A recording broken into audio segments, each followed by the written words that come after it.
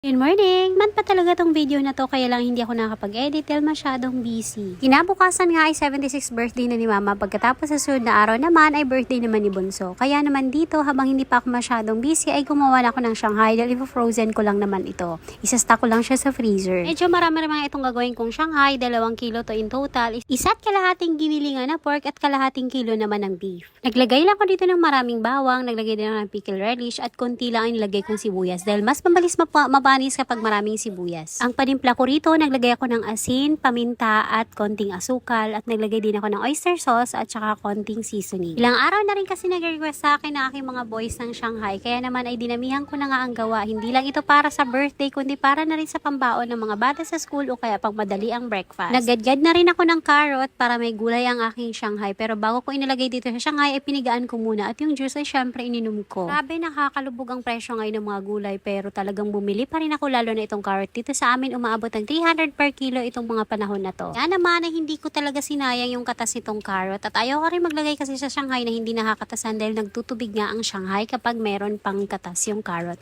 Kaya pinipigaan ko muna at syempre iniinom din ng mga bata yung juice nito. At habang hinahalo ko nga ito, naalala ko wala pa pala akong lumpia wrapper kaya naman buti na lang at nandito na nga yung mga itlogan kaya ay ang isa sa kanila ay pinatakbo ko muna ng grocery.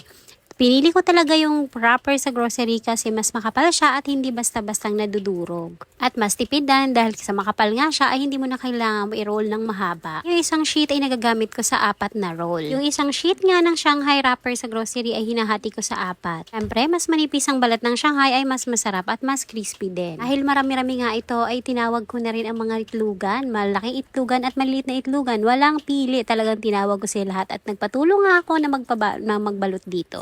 Dami nga ng Shanghai na to, panigurado hindi lang ito pang ulam sa araw ng birthday ni Mama. Malamang pang Sharon na rin, Diyos. At syempre, pampulutan na rin ng mga itlugan pag nag-inuman na sila. Medyo matrabaho nga ito dahil paunti-unti lang yung meat sa bawat wrapper. At the same time, ay ayaw ko kasi nung Shanghai na ilalagay sa freezer pagkatapos ay puputulin kapag iluluto na. Gusto ko, pag tinanggal ko sa freezer, ay diretso ko na siyang ipiprito. Dahil gusto ko selyado yung bawat gilid para hindi masyadong pasukin ng mantika. Masyadong malala talaga to trip ko, Diyos. Pero buti na nga lang at medyo marami-rami kami dito sa bahay na magtutulong-tulong para balutin ito. Ganito nga siya kapag nabalot na, o diba ang cute, manipis lang ang balot. Kasi ayaw nga natin ng Shanghai na puro wrapper. Tuwang-tawa nga kami dito sa unang binalot ng driver. Kasi sabi niya nga hindi nga talaga siya marunong magbalot. Pero gusto niya i-try dahil gusto niyang tumulong. Kaya naman ang ending, lahat ng binalot niya ay prinito na lang namin at kinain namin habang nagbabalot kami rito. Sabi ko nga sinadya mo yatang hindi ayusin para kainin na lang natin yung mga ginawa mo. Nga pala, tuwang-tuwa ang mga boys ko kapag ako ay gumagawa na nitong Shanghai. Paborito nga talaga na ito. Kaya lang ay minsan lang talagang gumawa dahil syempre nawa ka matrabaho nito. Ayun lang, maraming salamat sa panonood. Bukas ulit!